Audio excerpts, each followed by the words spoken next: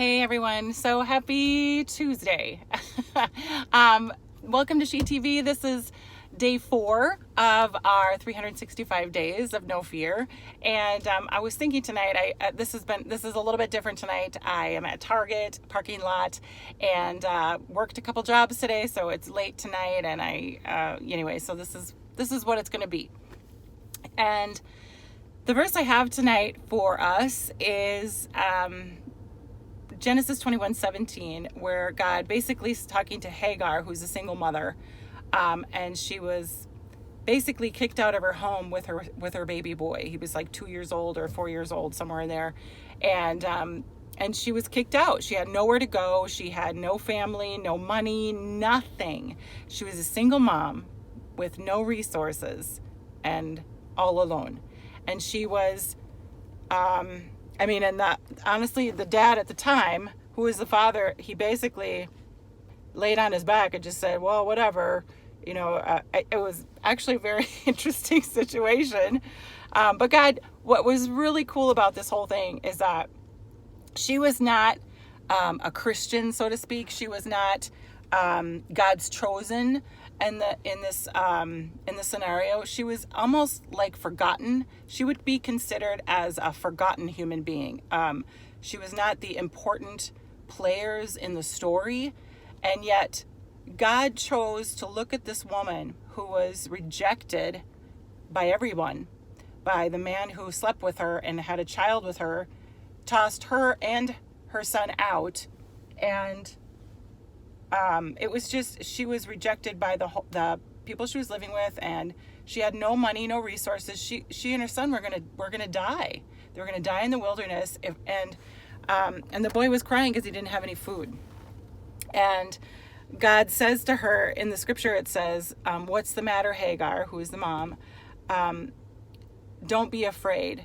I heard your son crying." And then he goes on to say in other scriptures to go back where you were.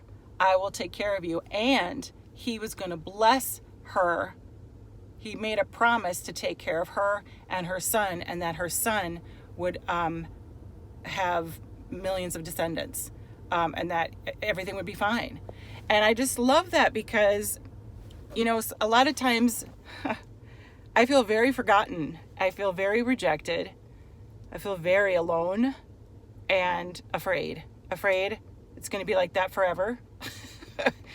Especially when you've been single for a really long time. And yeah, it can frighten you, and just the overwhelm of bills and trying to fight all the thoughts that you aren't doing enough, and it'll never be enough, and you aren't good enough. All these things that make you feel alone and rejected and like very far from a loser, very far from a winner.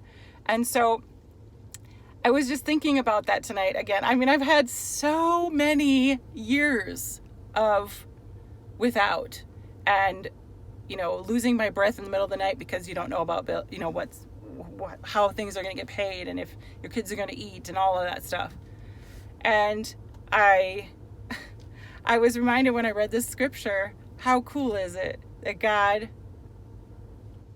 there's another scripture in the Bible that talks about God uses the foolish things of the world to confound the wise. And I love that. There's another scripture, the first shall be last and the last shall be first. He takes what the world views as important people and makes them as nothing, and takes those who the world thinks are as nothing and makes them important. And I was reminded tonight to not be afraid, that if God can, and there's many scriptures in the Bible where God focuses, and Jesus sets apart women who are rejected and alone and tossed aside, and he loves them especially. And I just, for those of you who maybe feel rejected, especially if you're a single mom out there, or even a single dad, or if you're a dad who lost his job in this whole mess these last couple years, there's scripture that also, God's our El Shaddai, which is more than enough. He wants to provide more than enough. So I'm trusting that he's going to show you, maybe through me, that he's the God of more than enough, and that he can bless a single mom whom the world has rejected, whom men have rejected. Oh boy, right? Don't want to start crying over that. And bless them like crazy, and make her descendants blessed generation after generation after generation. So hey, that is your encouragement for tonight.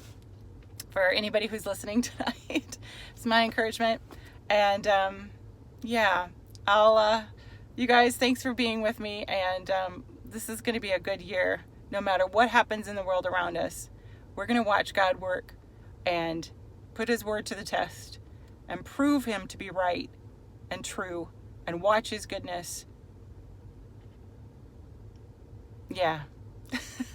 All right, y'all. Have a good night, and we'll talk to you tomorrow.